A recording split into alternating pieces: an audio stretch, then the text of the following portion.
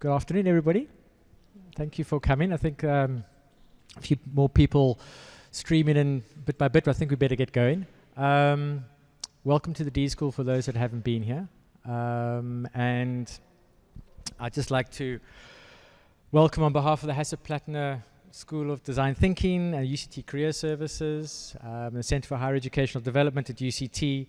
It's really my pleasure to welcome Professor Ulf-Daniel Ehlers from, I hope I get this right, Baden-Württemberg Cooperative State University in Germany. Ulf's here in Cape Town for a couple of weeks, and he's very kindly offered to come and chat to us whilst he's here. He's also speaking to a couple of other universities in South Africa and Namibia as well, I believe. So he's going to be a busy traveller. But over the next hour, also going to help us explore some of the future-ready skills like emotional intelligence, empathy, ethical stances, all essential skills to thrive in a rapidly changing world that we face. Also been involved in innovative research on engaging undergraduate students in research, setting quality standards for online courses, and promoting open education, and really exploring the future of learning, which is really exciting. A lot of his work does align with what we're doing at the D School, so it was really great to have the opportunity for him to come here and talk to us. And for those that can track his book down on the internet, his works also include co-editing the book Creating the University of the Future, a global view on future skills and future higher education. And in fact, Ulf's going to be talking at the University of the Future I think committee later next week, talking about the University of Future and what it should be focusing on around skills and the skills of the future. So without any further ado, I'd like to invite Ulf to the stage. And yeah, let's give him a round of applause. Thank you. Thank you very much. So we very much believe that we as a higher education community, we have to play a role here. And it's pretty much observable that higher education institutions, which have long traditions, having a hard time actually to really take this turn, which they need to turn. And that has a benefit and that has a challenge at the same time. It's good that higher education institutions are institutions which are, well, valuing their tradition, yeah, as institutions of research, institutions of knowledge, that they are not, changing every second week their way of working and their way of also, in a way, bringing knowledge and valorizing knowledge into the world. But on the other hand, it's also not easy for higher education institutions to really adopt to new ways, to new futures. And now we see in our times of polycrisis that the world is actually also accelerating quite a lot. It's really accelerating. Who would have thought about COVID coming? Suddenly it was there, yeah? Suddenly it was there. We didn't even notice that it was coming. If we would have, that would have been wonderful, because then we could have, prepared for that, really, but we couldn't, yeah? Who would have thought that there was a international financial crisis going on in 2008, 2009. Nobody noticed. Suddenly it was there from one day to the other, yeah? And I could go on and on and on and bring examples for that. And this is the time of our sign, the sign of our times. And it's really what we call this volatile and ambiguous world. And as higher education institutions, we need to strive to prepare our students for what we cannot prepare them for because we don't know it. And that's the real big issue, that's the real big issue. One thing we know for sure, we will not be able to prepare our students by teaching them safe answers to safe questions. That's for sure. But that's the way we work in our institutions, pretty much. And that's the context against which I'm speaking and which we are doing research. My connection to this institution, and I'm really, really grateful here to Richard and to all colleagues here that they allow a space for this talk is really that we just, in Germany, we just founded and launched an alliance for future skills with over 50 institutions, and we're focusing on reforming school education and higher education in that very sense. We really want to push politics, you know, we want to push politics, we want to be active, and we want to make a standpoint on the future of education. And one of the founders is the director of the German D-School. And when I got to know him, he was telling me about this global alliance, these global networks of D-Schools, and about also this D-School here. And when the plan formed that I'm going to come to South Africa, I thought I have to contact Richard and the people here, and they were very, very kindly offering this space. So what I would like to talk today, and I'm going to put up my watch so that I'm not getting into just talking too much, is about future skills, really, and the research we do. I come from a university which I explain and introduce a little bit later on also. It's called, that is a difficult name, it's called Baden-Württemberg Cooperative State University. It is the only state university in Germany. We have 10 campus, and we are the largest university in the south of Germany. When I prepared for this talk, I actually went to our international office and they said, you're going to South Africa, that's great, because South Africa is the only country where we have 2 partner universities, not just one, as you can see here on the map. And my university is situated in Germany, in the southwest of Germany. We are bordering the state in which we are, is bordering with France and with Switzerland. So it's in this southwest corner down there. Within this university, I was actually having an opportunity to set up an institute to do research on the future of higher education. And this institute is called Next Education. We are considering ourselves to be a future skills research group, the largest future skills research group in Germany, which is important for higher education because higher education is only going to change its ways if the knowledge which is needed for the new ways is also developed within the system. That's the systematic mode of operation of higher education institutions. There are all different kinds of ways to think about future skills, and I've just talked to the director of the career service about entrepreneurial skills, for example, as well. You know? Entrepreneurial skills is also, let's say, a category of future skills, really.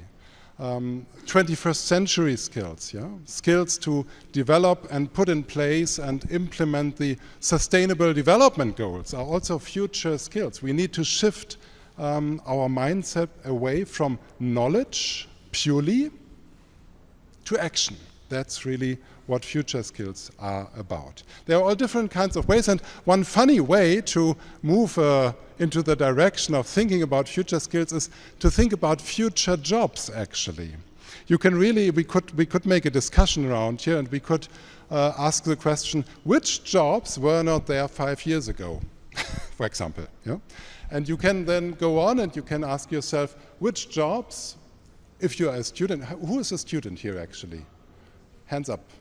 Wonderful, welcome. I love you very much in my audience. The others as well, but students I value very, very much. And so when you finish your studies, that will be next year or in 2 years or in 3 years, probably then there will be jobs which, you know, were not entirely there when you started your studies. So it's really accelerating. It's really accelerating this sphere. And this is a Belgium portal from a labor agency, actually, and they wanted to symbolically show this acceleration of jobs, actually. And they were inventing new job names, you know, like fantasy ones, so to speak. What could be fantasy job names? Like the digital detox dietitian. That's the one, you know, when we want to get away our children from the mobile phones and really having them playing in the woods and outside with other children and not just looking at the phones. Then we need this job profile, this digital detox dietitian, you know. and so on. So you can work creatively with this. And what they did actually is quite cool. They even made a job test. So you can test your skills. You can go there, find your fantasy future profile and test your job skills to get people going on this, you know, to get people thinking on this. Or this is really also very, very beautiful. It's a small movie which is in German, so I will not play the sound. I will just tell the story. There's a young guy, he's wanting to know what his future is going to bring, and he's going to this foreteller. You say foreteller, right? This with a crystal foreteller, and he says, so what is my future going to be? And the foreteller looks into his eyes and she says, with future skills or without future skills? And then he says, without future skills. And then he imagines and he sees himself in the future stepping on a stage like I am now here actually, and basically nothing is working. Yeah, nothing is working. So this is another way of thinking about the future and how it could continue. And then he comes back and he says, no, okay, I want future skills. So how's my future going to be with future skills actually? And then he sees a beautiful, bright future, everybody's happy and so on and so on. So that's another way of getting you going into this. And that's also connected to that is a question, what makes us happy? What makes us successful in life actually, you know? What is it actually? What would you think, you know, when you think about your future and how it should be, yeah? And how you want to have an impact on your family, on your partner, on your life, on your organization in which you are working maybe, yeah? The purpose which you are looking for. Future skills is very much connected to this ideas of purpose, of finding a way in the future, you know. Sometimes we believe we are in a workplace and, you know, there's so many restrictions. In my university, for example, there's so many restrictions, yeah. If I want a new research project, if I want a room like these rooms, for example, the leadership is saying, no, it's not possible. You know, you have to, you know, work with what we have, and so on. And then I could go home and I could say, okay, this is not really my place, you know. But how can we really live up to the context in which we are and start to, you know, be the impulse of change there? That's the real question. So what makes you really successful in life? What would you say? What would you say are the 3 or 4 things which make you successful in life? Wouldn't it be wonderful if we can find this actually? These 2 or 3 things? Think about it. Think about it. What makes you successful in life? A very, very interesting researcher which Richard was mentioning, the book, Creating the Future University, which we just brought out, where we collected examples of future skill universities and future skill programs from all around the world, from all 5 continents, 35 chapters, 35 examples in there. And also an interview with Angela Duckworth. She's a professor and she's also a TED Talk media star. So if you want to go to the YouTube and have a look at her, it's always worth it. And Angela Duckworth, she was actually a teacher in school, and she found that the pupils which she taught are totally, you know, unmotivated and demotivated by learning mathematics. Yeah, they were not having success, they were feeling not successful, and so on. And then she started to do research about this issue. What motivates people? What makes people successful, actually? And she believes she found a formula for that, actually, what makes people successful. And her work is pretty much breaking a paradigm. It's breaking the paradigm that so far many of us were thinking it's IQ, the intelligence with which you are born, or, you know, and maybe talent, which you have been given to, yeah? That was so far the thinking about that. And more in research and learning psychology, developmental psychology, we can see that this paradigm is questioned more and more. And she was coming up with a formula where she said, actually there are 2 things which make people successful. And she did come up with this results. on basis of researching, top athletes, for example. Yeah, she worked with Olympia athletes. Olympia is just on now, so it's a good example. She worked with Olympia athletes who are winning the gold and silver medals and so on, who are really the top performing persons. And she was doing lots of research and with them and with other people as well. And she was always seeing two traits in people who are really successful, and that were grit and growth mindset. Grit and growth mindset. These are the two big issues, the two big things.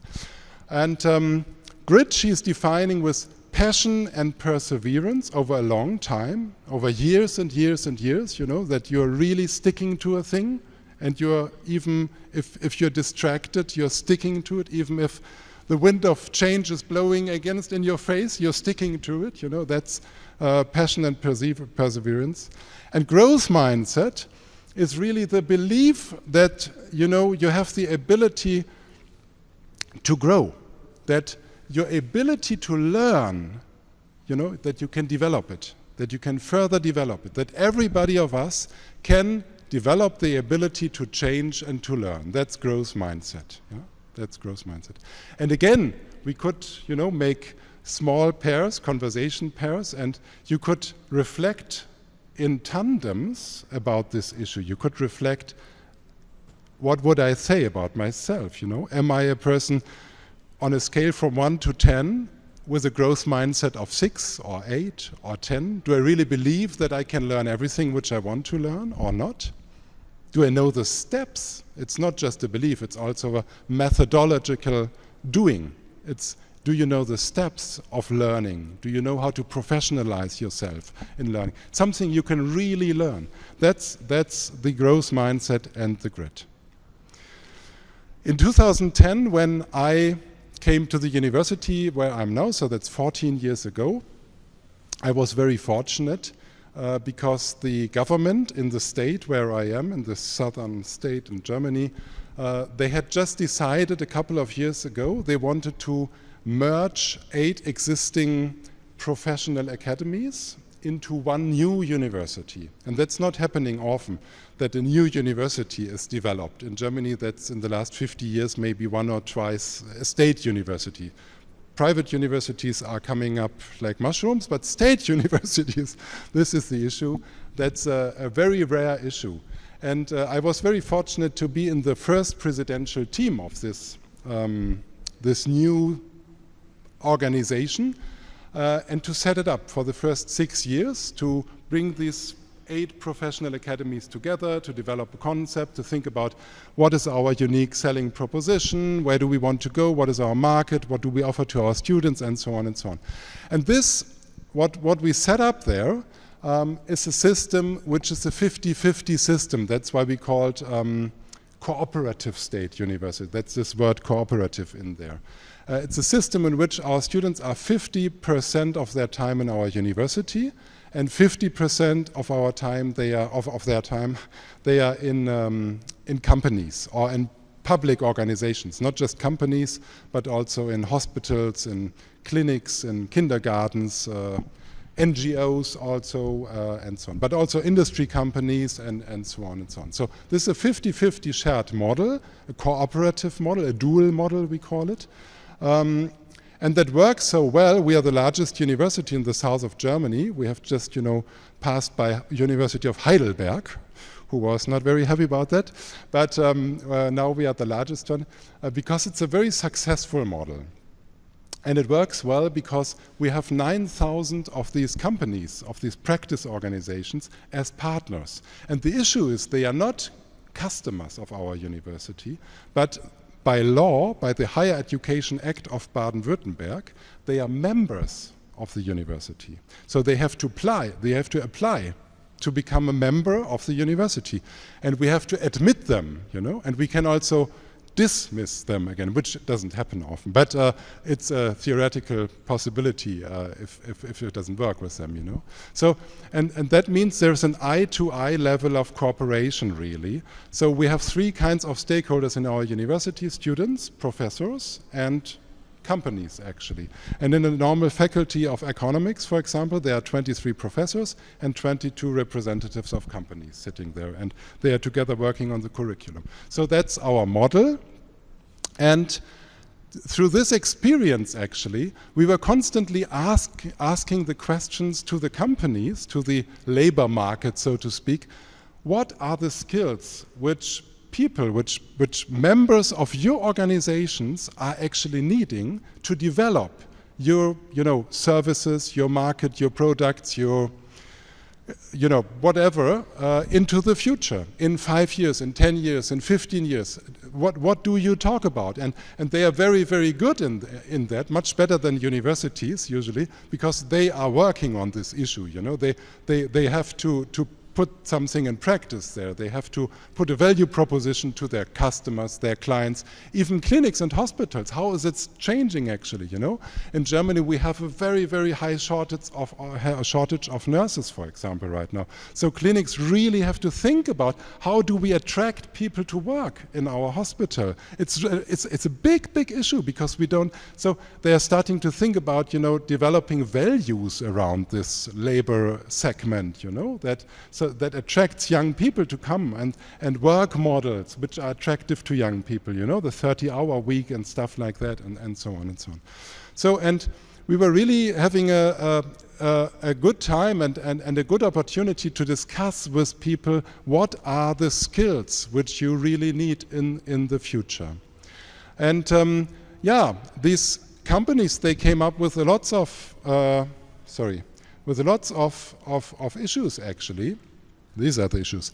And we created long lists of issues. You can imagine these conversations. We did several studies on that. We interviewed human resource people. We interviewed the employees and so on. And they came up with lots of stories about the future and what is needed and so on. And we created a long inventory of that, like a qualitative research standard way. You collect things and you create a big list of things which are mentioned, so to speak. And then you go about and you are, you're like clustering that and you're deleting doubles and you try to find clean words for that and so on. And you go to theory, you try to find in psychology or sociology or organizational theory, you try to find, is that actually something new or is it already described? And if it's already described and defined, can we use it and so on? So that was what we did. And you see, you read yourself what they said. They said, personal growth is important, of course. Belief in yourself is important, self-efficacy, and so on. So all these things are there and important. We talked to students about their future, and we tried to understand what are students thinking about actually. And we developed personas actually of students. And one persona with which we worked, we have 4 or 5 personas, is Florence. Florence is 20 years old. She's very active. She wants to change society. She wants to fight climate change, and she wants to really be active in society. And she wants to do that by, entering society, so to speak, through the doors of the bad guys. She wants to go to Google, and she wants to change, through being with Google. She wants to change the system, the capitalistic system. She wants to really be doing that. She wants to become the smartest mind, so she can go there and she can start changing that. That is one of our personas which we have developed. And then we thought about, how do you get to Google or Apple, or how do you do that? And what you notice is that Google in a job interview will not ask you about your bachelor certificate or your master certificate. They will ask you about future skills actually. So what are you, do you have a growth mindset?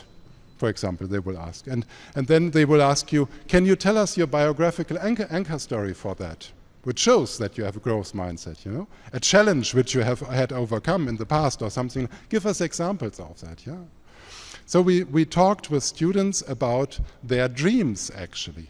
And that's where I want to make a small stop here and ask you with your neighbor just 2 minutes to reflect on your future vision, your dream, your big dream, don't worry, we will not harvest or share anything. You just turn around, or you can turn around to you and so on. Just turn around, find a neighbor or a group of 3, and take 3 minutes to think about it. Thank you very much. That's something which is amazing to me when people start talking about their future plans, and maybe even some of you talked about your big dreams, like I asked for. Then the energy in the room is rising,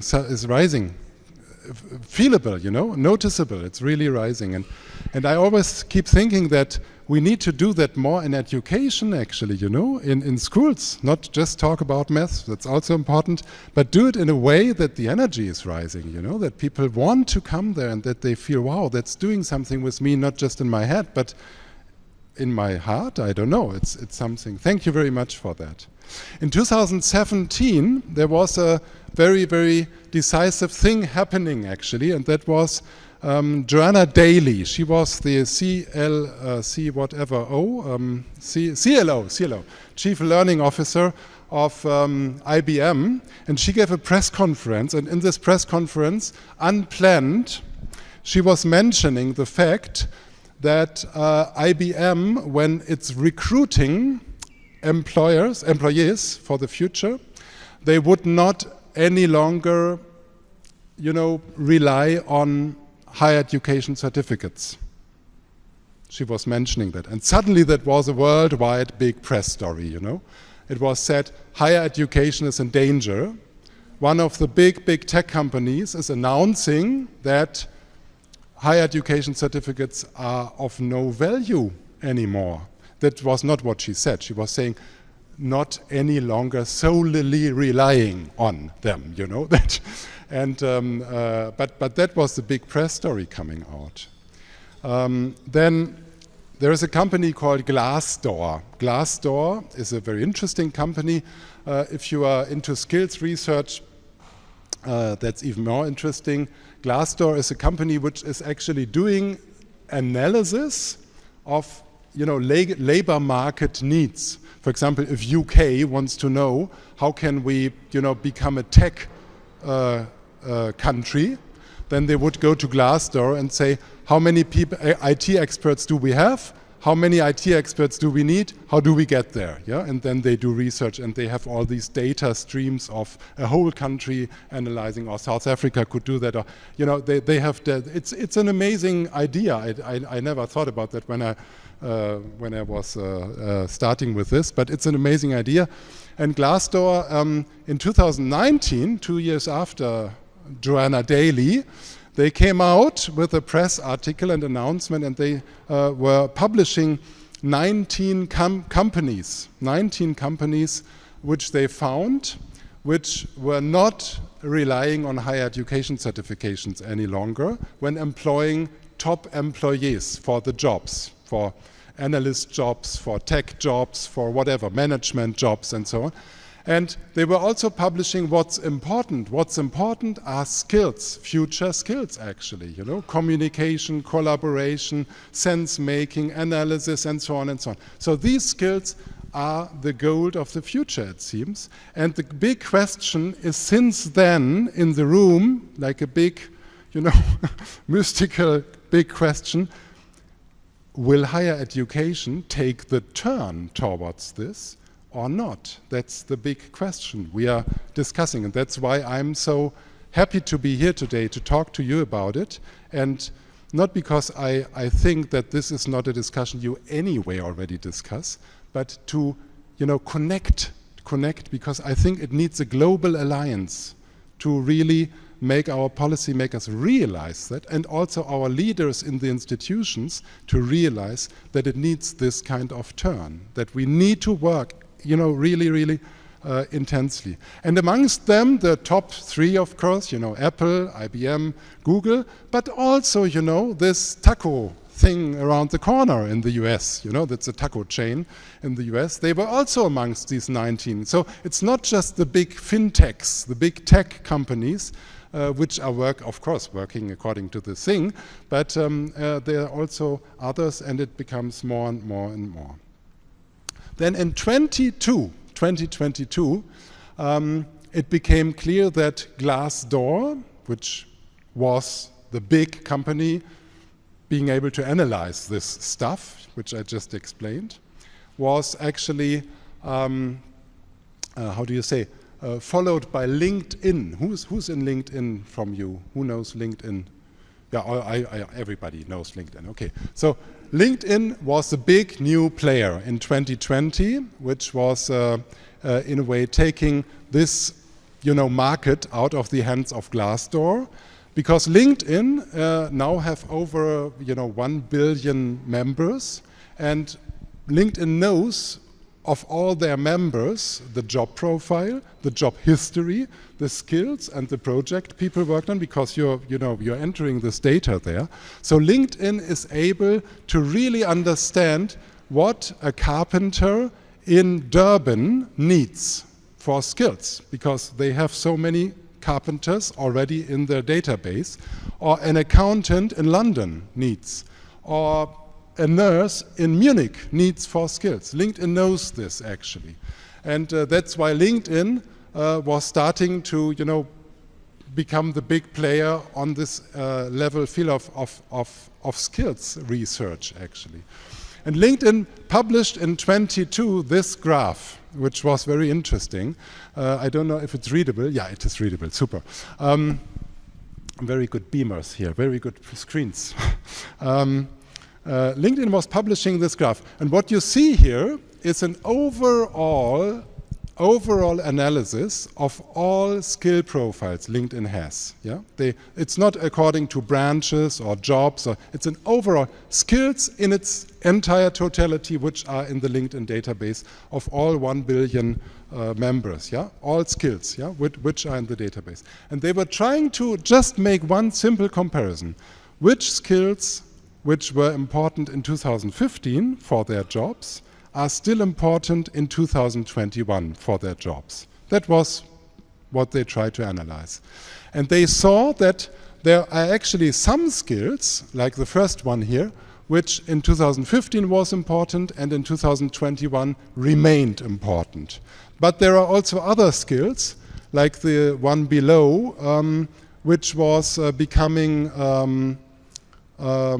less important, and the third one in the row was becoming more important. Yeah, that is a simple graph which they published, and then they tried to find out the volatility. Yeah, the volatility is the quota, the rate in a way of change, so to speak. And they said that between 2015 and 2022, there's already a change volatility in skills only in this 6 years, which is not long, yeah? It's not long, of 25%. So 25% of the skills which were important in 2015 in a job are no longer important or are more important in 2021. That's the issue. And then they were making a prognosis of the next 5-year framework, and they were saying that in the next 5-year framework, it will grow this volatility, that's this graph, the volatility graph, will grow up to 40%. Wow.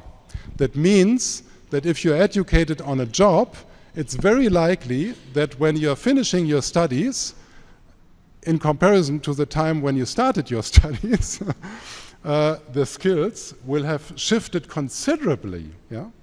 And that means we need to teach students really future skills which are enduring.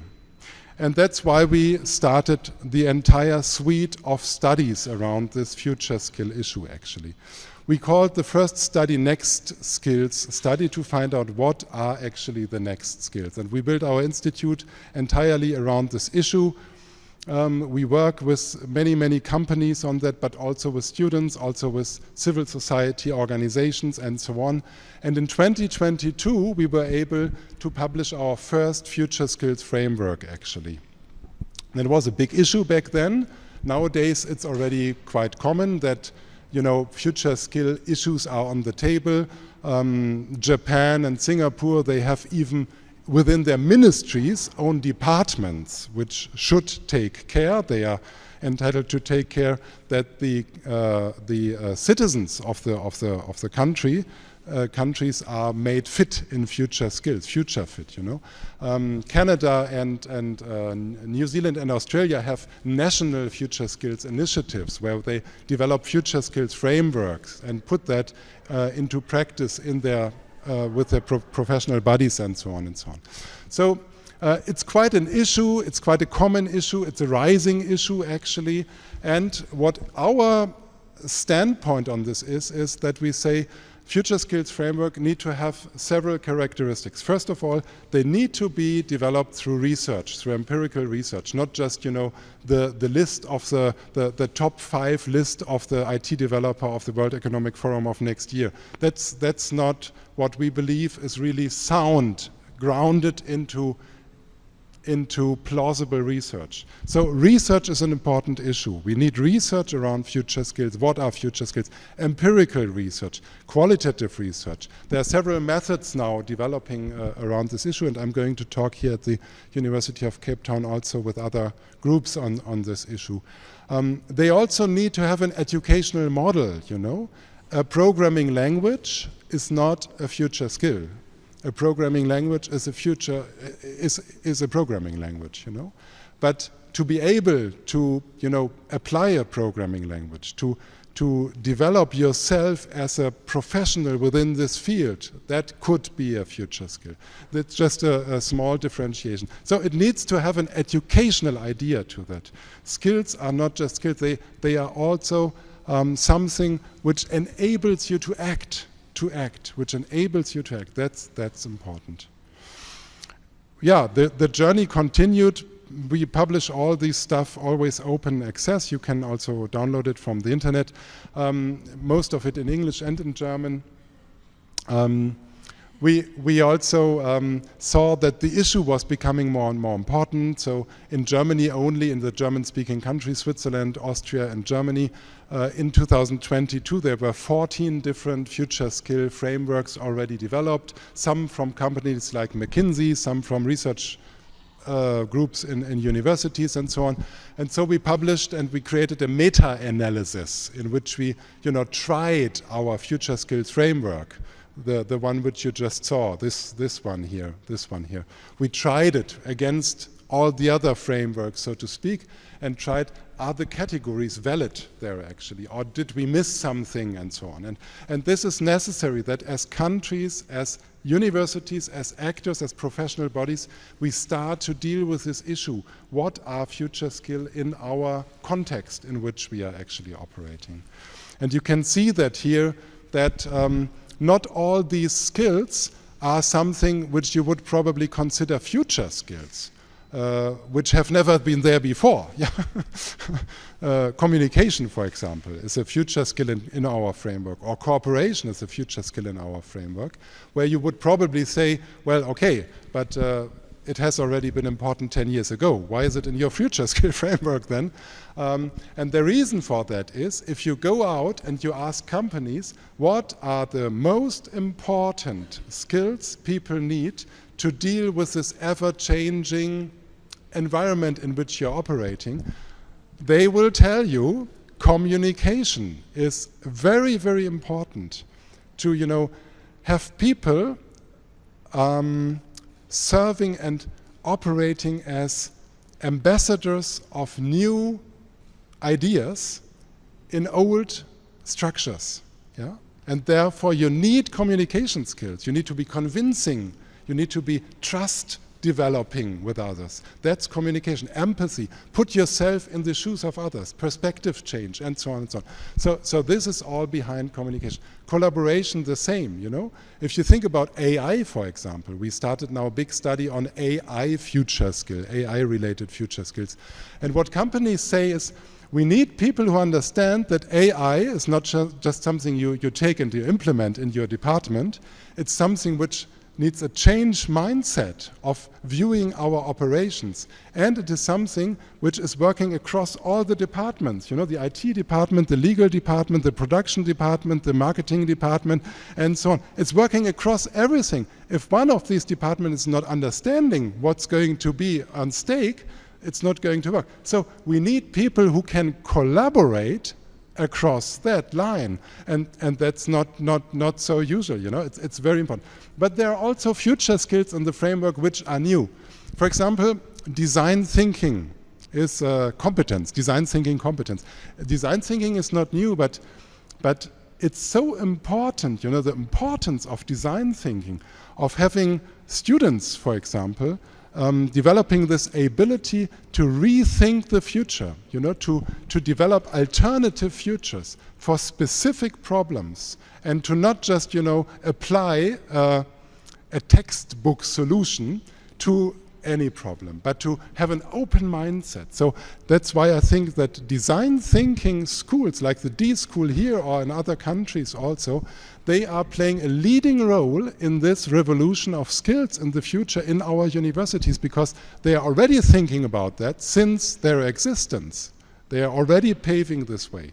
And it's so important to develop alliances from the subject matter departments, the biology, chemistry, the science departments, with these new actors actually, with these new methodologies. So, but also something which you find here is sense making, for example. Yeah, people were telling us sense making is so important because the usual biography of a person entering into the job market is no longer that they stay there 15, 20 years on their job.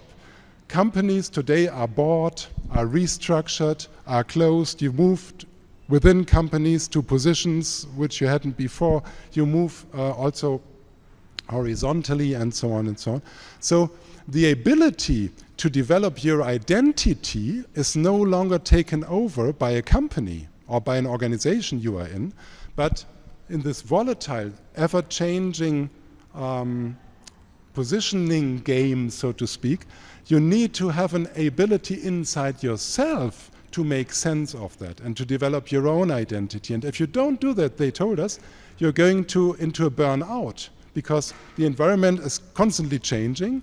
And if you are not able to root yourself with your own standpoint, your identity, then you're lost in that. And being lost in a very, very accelerating job market means to risk a burnout, and so on and so on. So they are new and there are old ones, but they are all in a way framed into the future. I'm looking at my watch. Future skills, we were realizing then also, you know, need a connector. They need a connector to the thinking in our universities. And we developed this connector through an educational concept which we call behavioral competence or action competence, which is already existing for a long time, which is in vocational education and training, quite introduced and well, let's say, well introduced. In higher education actually as well. And basically it says that there is a shift and three components. The shift is that we position in the future action and behavior, action and behavior in the middle of all what we are doing, of all what we are doing. No longer only knowledge, but rather action, okay? And action is consisting of three different, let's say, components, building blocks also. One is knowledge. Knowledge remains important. Knowledge is the motor, the engine, the oil, yeah, of our scientific disciplines. Knowledge is needed in education, in economy, in the natural sciences, in medicine. Knowledge is so important, and it remains important, and it needs to be developed. Even, and that would be another talk, if the mode in which we develop knowledge in the future will be a totally different one than it will be in the past. For example, you know, shared cognition, two humans plus an AI. form a collaborative system in which they further develop knowledge. That's another talk. I'm not going to go into that. But knowledge is an important issue. Then the second building block is capabilities or abilities, or in English sometimes it's also called skills, but I don't like to use it because we are already using the word future skills, so people get confused when everywhere there are skills, and skills are explained through skills. So abilities, actually. Abilities you develop, for example, you know, having the ability to operate the accounting system, the computer, digital abilities, and so on. These are abilities. Abilities need experiences. You know, you need to experience something to develop your abilities on a certain issue. If you are wanting to become a nurse or a midwife or whatever, you need to have experiences with you know. helping a child come to life, so to speak. And then there's a third one, and that's the attitudes chapter, you know, the attitudes, the motivation, the values. And every action is value-based. You never do anything without having rooted in your values, or counter-rooted in your values, whatever, you know, but it's rooted in values, you know. That's why values are so important if you want to employ somebody, or if you want to be employed by somebody. You need these values to do something, to act, to be initiative, to take the initiative. That's not just coming because you know something, or because you have experienced something before. It's coming from your inner impulse that you think it's important, from the value set which you have in you as a person. That's where the impulse of action coming from, of doing something, of taking action, taking responsibility, comes from having a value set. And the tragic thing is that in higher education we are very, very good at teaching knowledge and developing knowledge. That's our absolute core competency.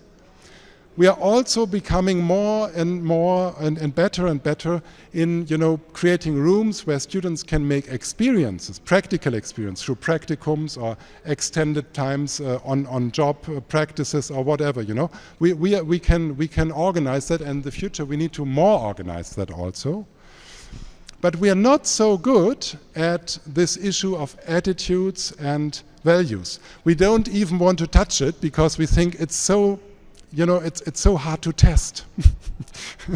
And students don't want to be tested on their attitudes, you know. Students don't perceive universities as the place of personal development often even any longer, you know. They think, okay, I'm going there to get my, you know, certificate on knowledge related issues, but my personality I'm going to develop in my, I don't know, association, playing tennis, cricket, whatever association. That's where I develop my personality. And if I talk about what have I really learned and what's valuable to me, I would not talk about my university maybe, but really about the things I do sometimes, you know. And that's tragic. We need to reclaim this territory as higher education institutions. We need to step into this place again, to talk about attitudes. And that's also possible. That's possible. For example, if you think about a design thinking process, in a design thinking process, in a design thinking methodology, you always have these three issues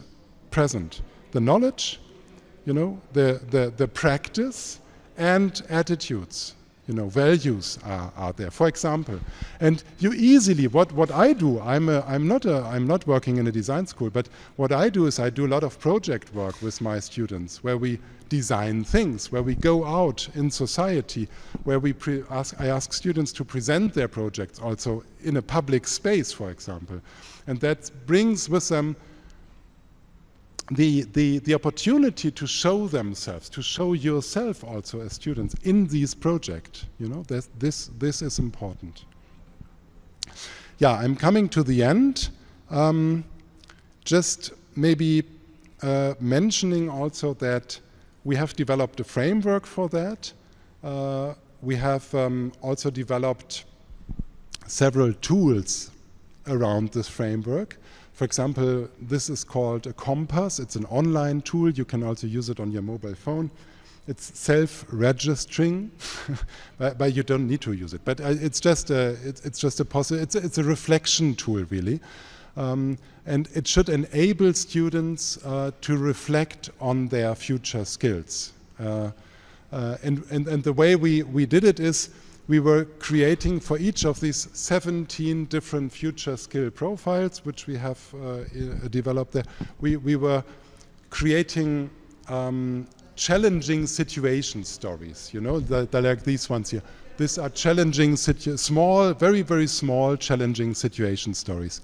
And you can read through them, and then you can, you know, assess yourself. You can say, this, if I would be in this story, I think I could deal with it safely and routinely. No problem for me, yeah? Or you can say, no, actually, I would be a bit overwhelmed there, okay? And then in the end, what you get is you get a graph, like this radar chart. And that's not the story. The story starts now. Because then we ask students to sit together in groups of 3 or 4 and share their radar charts. And then find another student which has an entirely different score on one of the particular skills. For example, communication, where I have maybe a 6 and another student has a 2. And then share your anchor stories. Why do you think that you are a 6 on communication? Is there a story in your life which you can tell me about that? Something where you were successful? And I can tell you then a story why I think I'm a 2, where I maybe, you know, didn't feel well with communication. And this is where future skill development starts as a personal development, where you think and reflect about your personal experiences. And that's important because we, as higher education institutions, we need to create spaces in which students are restarting, to think about their own personal growth processes. And that could help. That is one tool which we developed. We also developed these cards, and I invite you to take home one of these cards, which we put on the chairs over there. If you want, also later on, there's one of this beautiful reception prepared over there, and I don't want to take more time of between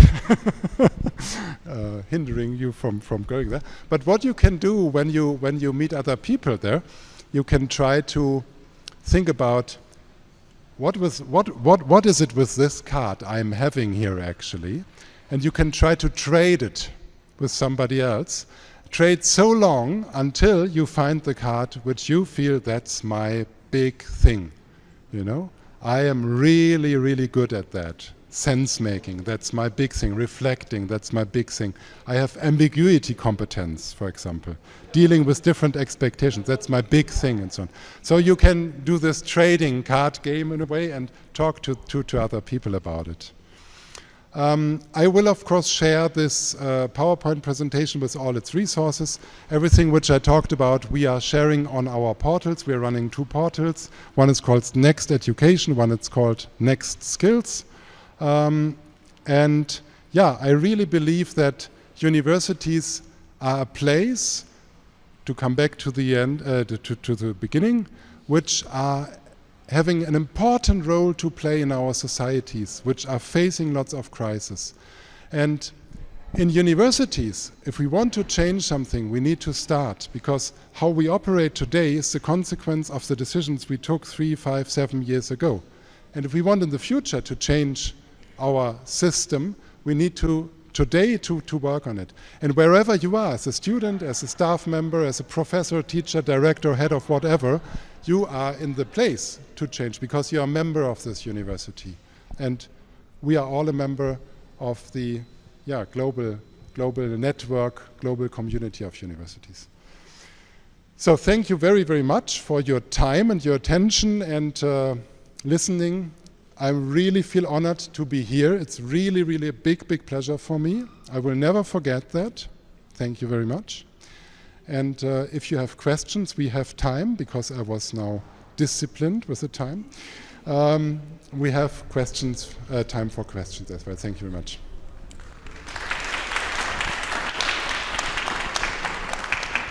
I think what sort of clicked for me during this conversation is the shift in thinking from, I'm a Gen Xer, so like for me a skill was very much a learned skill, you know, like you're going to learn to type, you're going to learn history, and I think what's great about the way this has been positioned is it's intrinsic skills you're actually talking about, not extrinsic. So it's building your brand and thinking, you know, it sounds a bit silly to say it like that, but it actually is critical from now.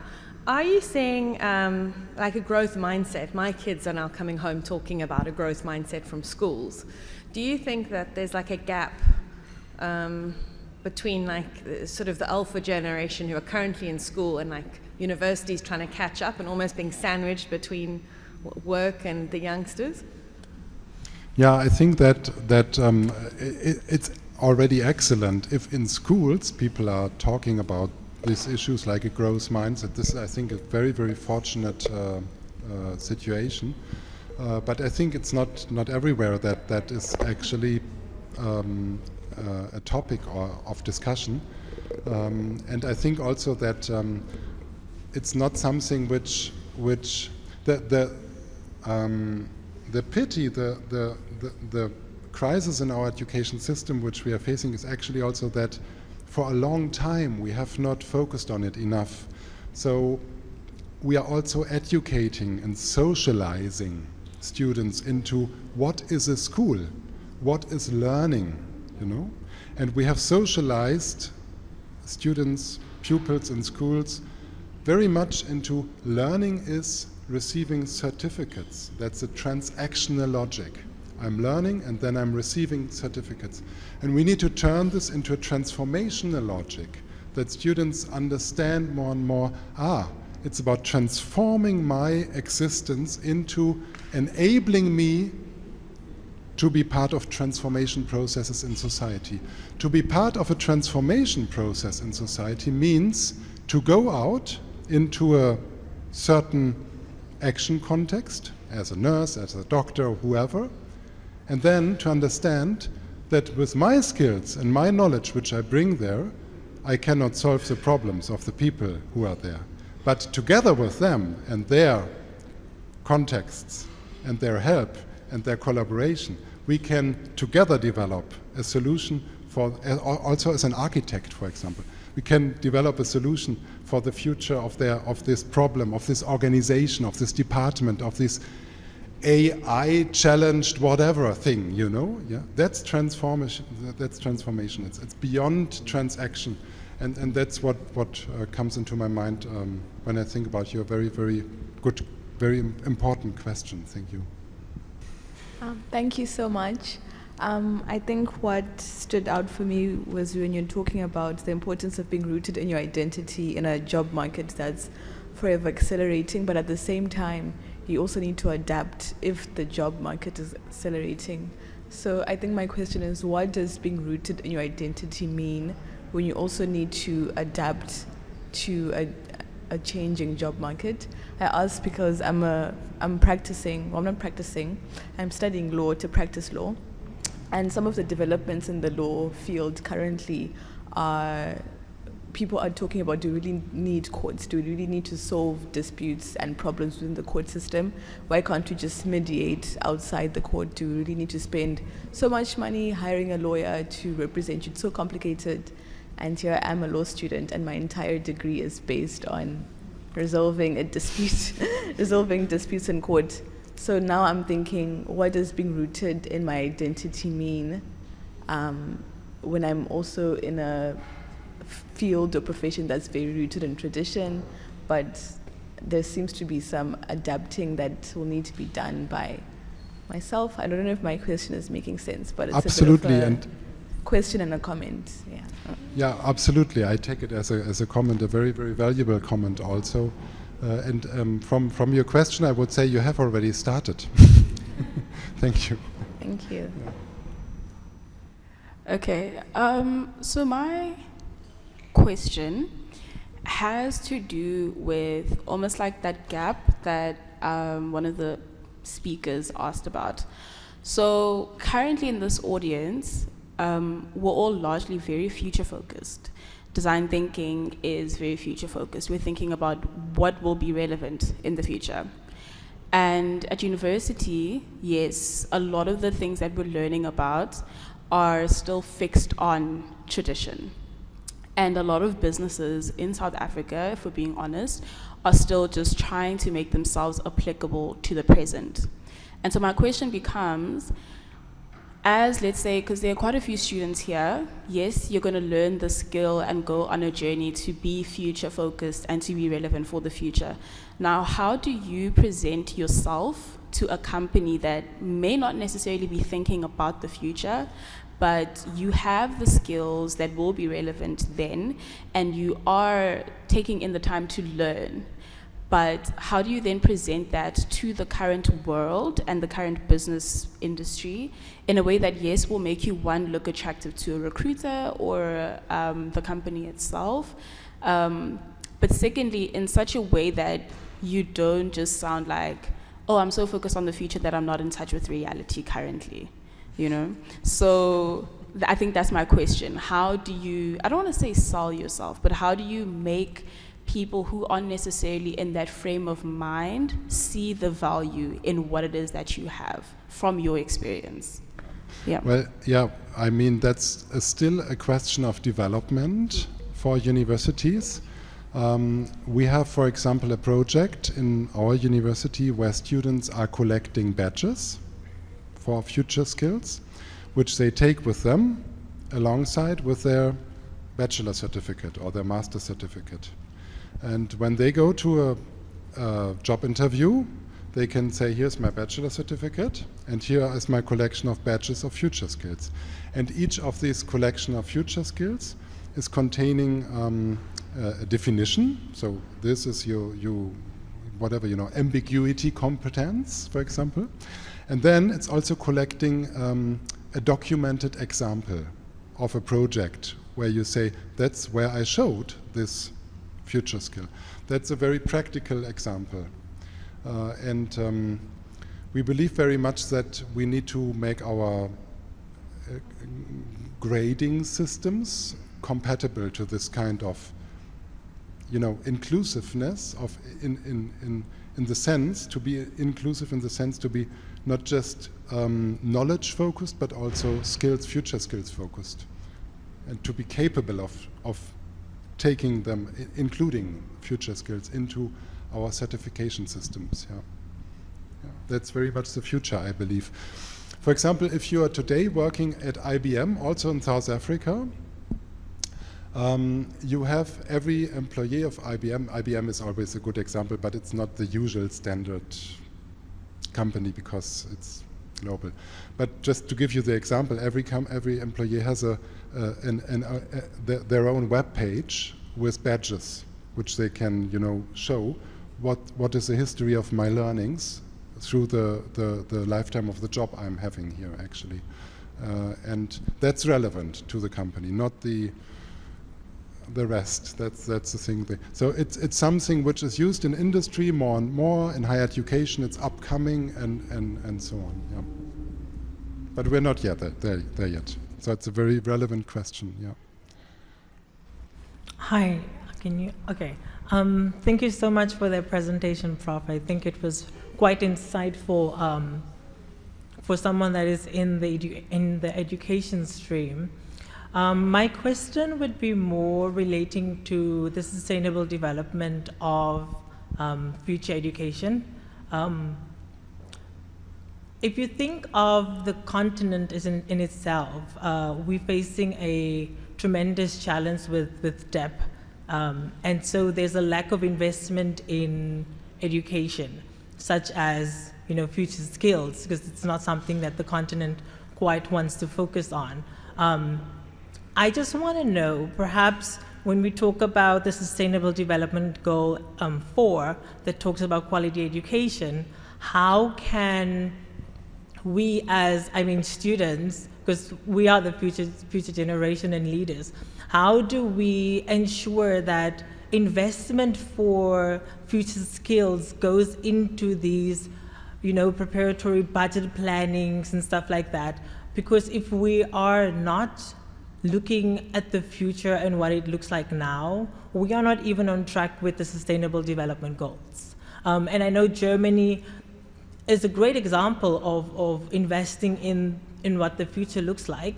But Africa on itself is really not. So my question is really looking at the investment, because government is not going to do anything, and I'm sure many of our people here knows that on the continent, the governments are kind of taking the money into their own pockets and not investing in the future generations. And you know, future education comes a lot in the new compact for future generations in the UN, but still lack of funding, lack of financing for sustainable development is quite a big thing. Yeah.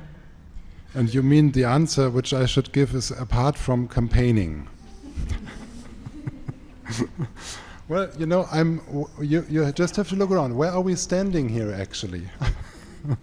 So it's true what you're saying, but apparently there are always focused pockets where you can start and where you can but the same, it's interesting, same or similar discussion I have with our students, which are saying, well, okay, Germany, we are a rich country, but why are our universities still operating in this backward mode? What's happening here? Yeah, the students are asking me. I think what is important is to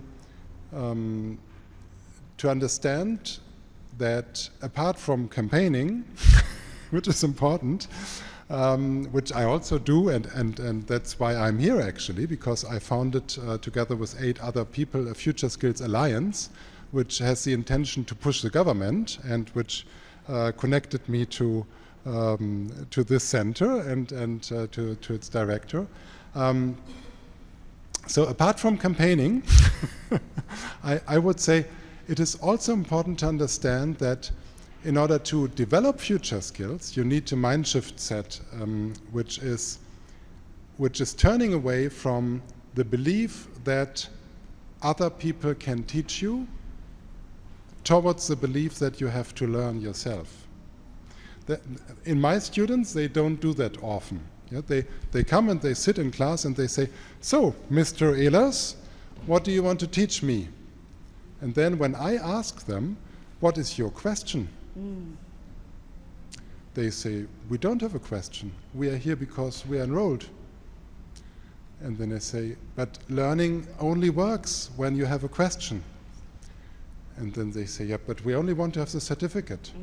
We need it. It's in our program. And then I said, but you need to have a question, otherwise learning is not working. And then sometimes it takes an hour of this kind of ping pong until the point is made. You need to have a question. You're the one responsible for your learning, not the teacher. And sorry, I don't want to give that as a reaction to your question, and I'm not thinking about you. I just wanted to say, apart from campaigning, that's also an important issue of becoming conscious that in any kind of education system you can become a self-responsible, seeking learner, going to your teacher and saying, I have learned about future skills, and one, for example, is ethics, another one is sense making, another one is design thinking. What can I learn in your lecture, foundation of law, about ethics? And if the teacher says, oh, I don't know, then you can ask, but can you think about it? What I can learn about ethics. Because ethics in law, in my future professional field, like you said, is an important thing. So maybe we can together think about that. I have this question. Sorry, it's a bit, I don't feel comfortable with saying that, but apart from campaigning, that's one answer which I always have also, apart from this. Thank you. Hi, Prof. Thank you very much for your talk. I just have one question, really, and it's based on the slide where you were talking about successful action. So knowledge and capabilities. So knowledge, we do that at university, we teach that at universities. We begin to teach capabilities at university, and then once someone starts working, they begin to harness that. But my question really is about the top bit of that triangle, where you talk about attitudes and personal values, really, and even personal vision, which you didn't talk about. So how do we harness that? Because it is very clear, whether you're looking at young graduates or you're looking at people still at university, trying to be future graduates, that if we were to harness that, then they would begin to come along this journey. Thank you. Yes, exactly.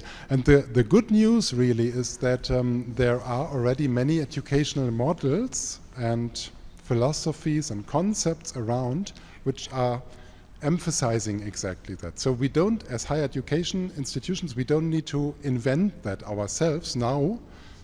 It's already existing, and we just need to, make it work and implement it. Thank you very much. We have another question. Yes, one last question. Please, yes. Yeah, thank you so much, Prof, for your time. Really insightful talk. My question for today, I would call myself a visionary. So whatever that you're talking about right now is more future focused, and I think it's directly linked to what we call innovation.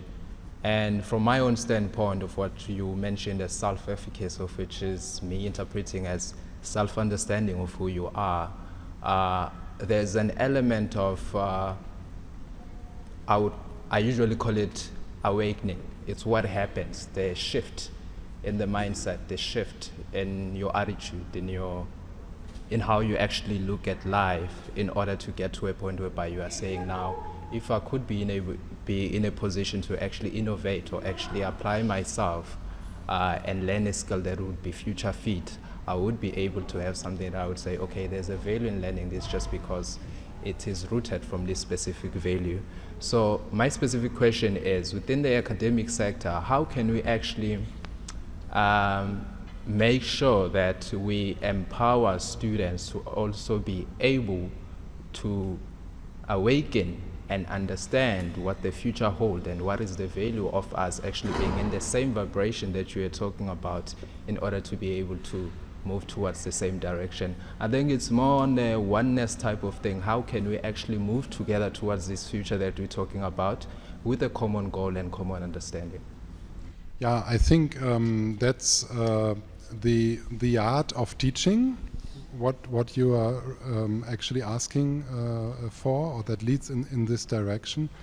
In my experience, when we start to address students in their personality, not just in their knowledge building blocks, giving them knowledge building blocks, but asking them to be present with their whole personality, and also irritating them. In psychology, that's called labelizing, when you ask them to rethink your values, to think which values are. For example, with my students, I'm developing value charts for the future. When we do a project, we make future thinking, we think, let's develop a concept for 10 years. So what would be a value chart for this particular project in 10 years? What needs to be implemented there as a solution, working solution? And that has to do with values. Yeah? Should there be justice in society? Should there be, would you want to have power? Would you want to have affiliation, community with others? What is important to you as a student, and that shapes your picture of the future. And once you start to address students on this level as a person, they start to enter this process which you just described as becoming future-seeking individuals, actually. At least that's emphasized then in them. Yeah. Thank you for the question. Yeah. Thanks. So thank you very much for all your questions. Yes, thanks. Thanks, Ulf. Thank you for your insight and your time. I think it's just to echo the work that Ulf's doing and also the comments from here. The D School and the work we're trying to do at UCT is chipping away, getting the early adopters understanding the value of this. In here plays a role in some ways as an advocate. And it is a long journey. It's disruptive, and I think the work you do at your university and the work we're doing here, there's alignment, and I think this alliance you talked about will be a good alliance to join and become part of, because I think it's getting that critical mass is really where we're going to start to make the difference. But thank you for your insights, and I welcome everybody to have some snacks, and Ulf will be here for further conversations, and thank you so much for coming through. Thanks. Thank you. Super.